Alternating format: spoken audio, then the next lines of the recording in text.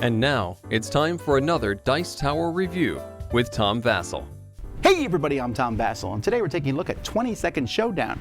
The box says to flip me. Oh, it says flip me again. Oh, flip me again. This is a party game from Big Potato Games, who are well renowned for the different party games that they make. This is a game in which you have a very short amount of time, around 20 seconds, maybe less, maybe more, to do a quick task or come up with something in your mind. I've seen games like this before, 5-second thing. This is very similar, except you are doing this in a team format. This is an entertaining game to watch for sure. Is it fun to play? Let's find out.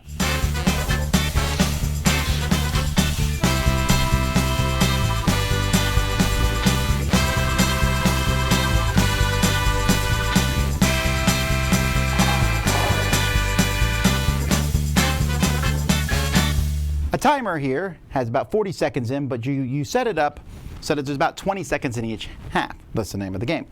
There needs to be a referee for this game. Each player is going to get a help card that they have that they're going to be able to use.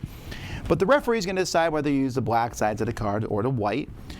Everyone else is split into two teams. One person on each team is going to be given the rod here that matches the baton for the color of their team, and then Team Blue goes first. So what the referee will do is they will turn it like this to show that the sand is running out, and that's all the time that the blue team has. And so while that's running out, they're going to read the first card without showing it to the other person. So they'll say something like, open your mouth and introduce yourself without closing your mouth. Right? And then when the person does that, and the referee will decide, they'll flip the timer and then read it to the next person. Tell your team a knock-knock joke. Knock-knock, who's there? Orange. Aren't you glad I didn't say banana? And then you flip it to the other side, and you just keep going back and forth. Meanwhile, the teammates will hand this baton back and forth because whoever they hand it to, that's the person who has to do the challenge. Sometimes your teammates can help you, and you can ask for their help with the card once per round, but you're going to keep doing this back and forth. If the timer runs out on your turn, the referee will determine whether it's run out or not. Then the other team wins the challenge. The first team to win 3 challenges is the winner of the game. Here's different things that you might see in the game. Go around the table and ruffle the hair of everyone playing this game. Shout out 3 reasons why you should run the country. Get under the table and hum the theme tune from Jaws. Shout out 5 things that you eat at Thanksgiving. Pretend to look at your watch and shout I'm late and run out of the room. Shout out 3 things you absolutely cannot do. Stand on your chair, point to one of your opponents and say, I'm your father. Recite the days of the week in reverse order. Point to 3 items that are each worth less than $1. Pass this card to a teammate with neither one of you using hands. Flip this card like you flip a coin and catch it. Touch your teammate ear to ear. Point to the oldest person on your team and shout loudly and slowly, isn't it time for your nap? Clap for 3 seconds using one of your hands, one teammate's hand. Take off an item of clothing, turn it inside out, and put it back on. Give yourself a love bite. Hickey, it must leave a mark. Shout out 5 flavors of chips. Shout out 5 capital cities. Name 3 bands beginning with B. List everything you've eaten today. Send a text. Pick 2 teammates and perform a wedding service for them. Shout out 5 Muppets, etc., etc. And you can see all sorts of things that are in here. And there's just the black side, then there's the white side, which are very similar here. And that's the game. So the main cool component is this timer here, which is pretty neat. It has a nice noise. You can hear it here as it's falling down the sand there. And this is why the game really needs a referee, because you could argue over when the sand is exactly run out, but the referee does that. The batons are, well, they're plastic batons. The cards are okay. They have those annoying square corners. Everything fits inside this very weirdly shaped box. It's shaped like a timer, which I get, but kind of hard to store. And then the rules themselves are literally that simple and that easy. They're well written. Yeah, the components are okay.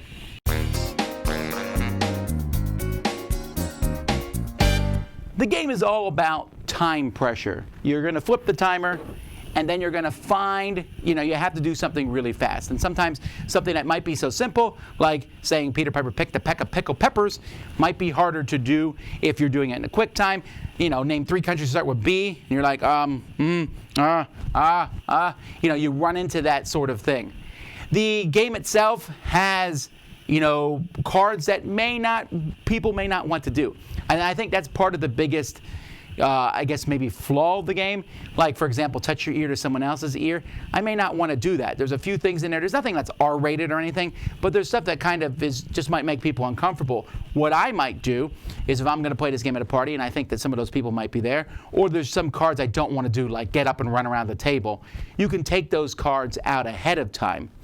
You know, the game also requires there to be a referee, which someone may not want to do. Someone may not want to be in charge if everyone wants to play, and it does have a minimum of 5 players.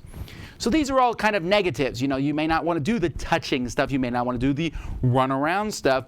Those two things can be fixed. The fact that you need a referee and at least 5 players, that's a little trickier. But if you do have a large group, this is a hilariously funny game to watch for sure. In fact, we've played this on the Dice Tower, and you can watch a live version of this game and see how it worked with us. And again, we did take some cards out ahead of time because we didn't want to have to get up and run around the table for whatever reasons, because we were on camera and there's wires and stuff in our studio. I like it. I don't know that I would buy it myself. I found it amusing. It's something I would do occasionally. I would be cautious of some of the cards that are in there necessarily. Again, I'm not necessarily a very touchy-feely kind of guy. Some people are. So you have to realize that that sort of thing's in there. I do think that this is a game that some people are going to have a raucously good time playing. There's going to be entertaining things that are said or done throughout the course of it. And if that sounds interesting to you, you are going to love this. For me, I thought it was a fine game. Not, you know, necessarily a party game that I would suggest all the time, although it is certainly a party game that I would watch other people play. As spectator party games go, this is certainly one of the best ones out there. That's 20 Seconds Showdown. Dice Tower Judgment, an amusing way to have a fun party game.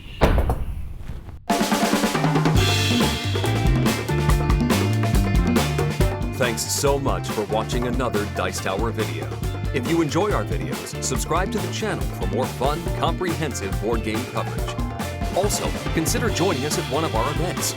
Come to Dice Tower Retreat, a small, intimate gathering where gaming is king. Join us for Dice Tower Cruise, the largest board game cruise. Attend Dice Tower West in Las Vegas for gaming fun on the West Coast, or Dice Tower East in Orlando in sunny Florida. Dice Tower Conventions, the friendliest gaming conventions on Earth. I'm Eric Summerer, and you've been watching the Dice Tower.